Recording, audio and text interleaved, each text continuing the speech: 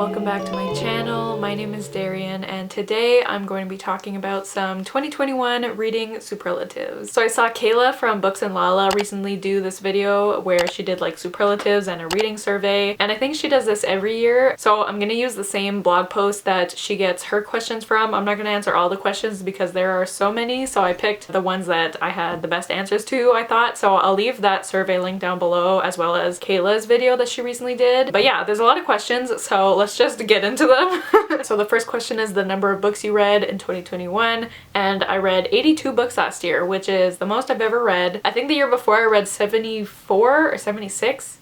One of those. So I did a bit better than last year, and I hope this year I can do even more. My official goal on Goodreads is 75, but in my head I'd like to at least beat last year. The next question is the number of rereads you did, and I only did 2. I reread Strange the Dreamer like at the beginning of last year, and I also reread One Day in December, which I reread every December. And this year I definitely want to reread more books. Like, I'd love to reread Muse of Nightmares since I reread Strange the Dreamer last year. I mean, obviously I'd like to reread both of them because obviously I love Strange the Dreamer so much. And there's a few other books that I'd like to reread this year, so hopefully I can do a bit more rereads this year. So next is the genre that you read the most from, and obviously that was fantasy. There are no surprises there. It's my favorite genre. The books that I reach towards the most are fantasy books. So apparently I read 29.9%, or 29.9% of my reading was fantasy. The next highest genre was contemporary, which was 14.3%. So I don't know. Is that interesting? I don't know. So the next question is the best book I read in 2021. And if you haven't seen my best books of 2021 video, that was In the Ravenous Dark by A.M. Strickland. I absolutely love this book, obviously, and I'll leave that video linked up above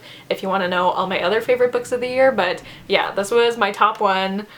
So good. I'm not gonna go into like synopses in this video. I'm just letting you know some stats, some superlatives. That's the point of this. So yes, if you haven't read this book yet, please read it. It's so good and so underhyped.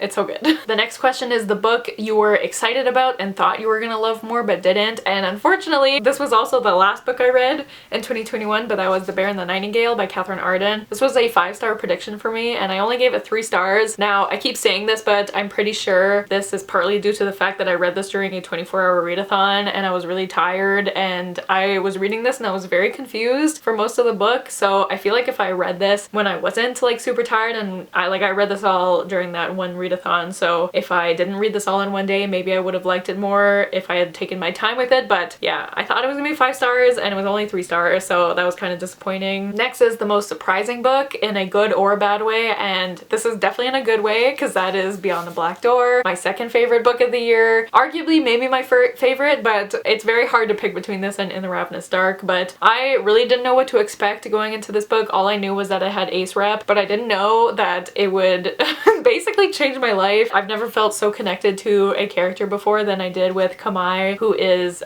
discovering that she is asexual during the course of this book, and this book just means so much to me. It has a very special place in my heart, so this definitely surprised me in the best way. One of my favorite books of all time, and I'm so happy I read it this year. Oh, the next question is the book that you pushed the most for people to read last year, and I have the same answer. It's this book.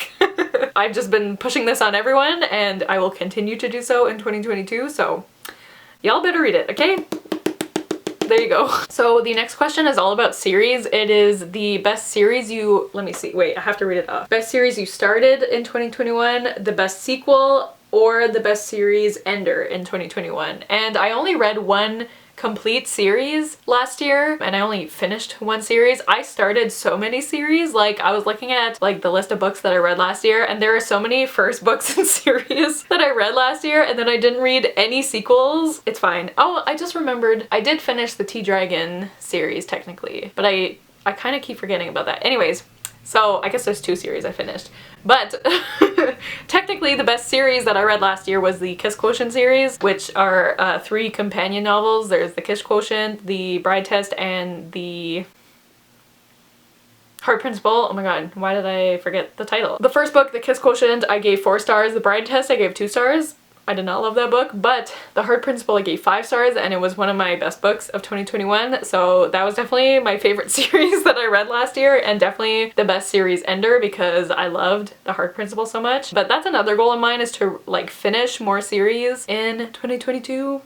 we'll see how that goes. So next is my favorite author that I discovered in 2021, and like A.M. Strickland, obviously both of their books were my top 2 books of 2021, so I will read anything they write. I love their books so much. Again, y'all are sleeping on these. Look at them. They're so beautiful. Okay. Next is your favorite cover of a book you read in 2021, and I sadly don't have either of the books that I chose, but first I have Firekeeper's Daughter by Angeline Boulley. This cover is so beautiful. It's like, I really wish I had a physical copy so I could just stare at it. Also, Lazo is just like licking his arm right now. I'm sorry if you can hear that. Thanks Lazo. But the other book is The Lost Apothecary by Sarah Penner. This book was just like, the colors on this cover, I mean, first of all, it's purple, so already I love it, but like the flowers, it's just so beautiful, and I really want to own both of these books, especially Firekeeper's Daughter, because I loved it so much. But yeah, those are some real pretty books right there. Why did I sound southern? I don't know. So next is the most memorable character that you read in 2021, and I have 2 again. The first one is Kamai from Beyond the Black Door. Like I said, her journey discovering her asexuality just meant so much to me, and she is a character that will stick with me forever. And then another character that I definitely connected a lot to was Charlie from The Charm Offensive. He deals heavily with anxiety and panic attacks, and the way that his anxiety was described in this book, just like, it really hit me. It hit me where it hurts. I definitely cried reading this book, but yeah, he just meant so much to me. I related to him so much, so those are 2 characters that will definitely stick with me for a long time. So next is the shortest and the longest book that you read in 2021. So the shortest book I read was Aquacorn Cove by Kay O'Neill, and this was, how many pages? This was 96 pages. And then the longest book I read was The Way of Kings by Brandon Sanderson, which is 1,007 pages. Yeah, I still can't believe I read that this year, but I did it. She finally did it. I'm very proud of myself. Next is the book that shocked me the most, and that was definitely Sleeping Giants by Sylvain Neuvel. There are so many twists and turns that this book takes, and like, this book is not super long. It's only about 300 pages, but like, it felt like at the end of every chapter there was new information being revealed and a new twist, and like, the end of this book was so so I was definitely shocked for like the whole book. I was just like, what is happening? What is happening? What is going on? Oh my god. And I cannot wait to continue the series. This is another series that I read the first book and then I didn't read the rest of the books, but I do have the whole series now, so maybe 2022 I will finish that series as well. Next is my OTP of the year, and obviously that goes to Nick and Charlie from Heartstopper. I read Heartstopper Volume 4 this year, and it's my favorite volume yet. It is so good, and it deals a lot with Charlie and him dealing with his eating disorder and with self-harm, so trigger warnings for those for this book. But this book is all about not only Charlie and what he's going through, but Nick and him learning how to be supportive during this time, and learning that his love alone cannot cure Charlie. And I think their relationship is just so beautiful and so healthy, and I'm just so happy that teenagers can read this and see what a healthy relationship looks like. And even though the relationship is obviously not perfect, because no relationship is, like, they go through realistic challenges, and I think it's just so great. It's just so great to see, and I love them with my whole heart, and I just want the best for them, and I cannot wait for Volume 5, which is gonna be the last volume, which is really sad, but yeah, I love Nick and Charlie with my whole heart. And then there's my favorite non-romantic relationship of the year, and I think I have to go with Jane and June from Yoke. They are sisters, and I mean, the main focus of this book is their relationship, and the beginning of the book, I think it's June, right? Yes.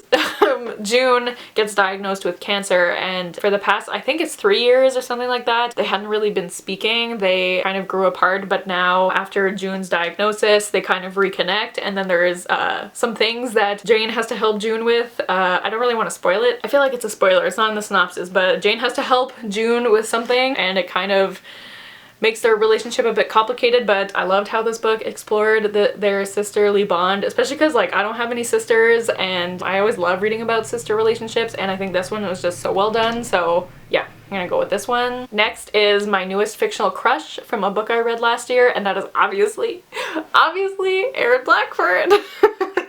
from Spanish Love Deception. Listen, I know like everyone is talking about Aaron Blackford, and if you haven't read the book, you're probably like, is he so great? Like, why is everyone talking about this guy? He's probably overrated. Listen, he's not overrated. I love him so much. He's very tall. He's very tall. He's kind of grumpy, and he just, oh, what a man. So there were definitely a lot of parts in this book where I was like, Aaron, making me blush over here. Oh my god, I love him so much. And I think I've already found my fictional crush for 2022, so that's very exciting. But Aaron Blackford, we love that man. And the last question I'm going to answer is a book that made me cry in 2021. And again, I have to go with The Charm Offensive by Alison Cochrane. This book just made me so emotional because not only did I see myself in Charlie with his anxiety and panic attacks, but the love interest in this book, Dev, also deals with depression, and I also related very hard to him also. Just the descriptions of mental health in this book just meant a lot to me. There were also a lot of discussions about asexuality, which meant a lot to me. So basically this book just meant a lot to me, and it hit me in the feels and definitely made me emotional, definitely made me cry, and I just really appreciate this book and I'm very glad that it exists. So yeah, those are my reading superlatives for 2021. I was gonna do like a stats video, but I felt like this was kind of more fun, so let me know if you have any answers to these questions. Let me know your answers down below. I would love to know, and I can't wait for this coming year and seeing my answers for these questions next year. I'm just so excited about a new year of reading. But yeah, thank you guys so much for watching. Don't forget to like, comment, and subscribe, and I'll see you guys soon with another video soon. Bye!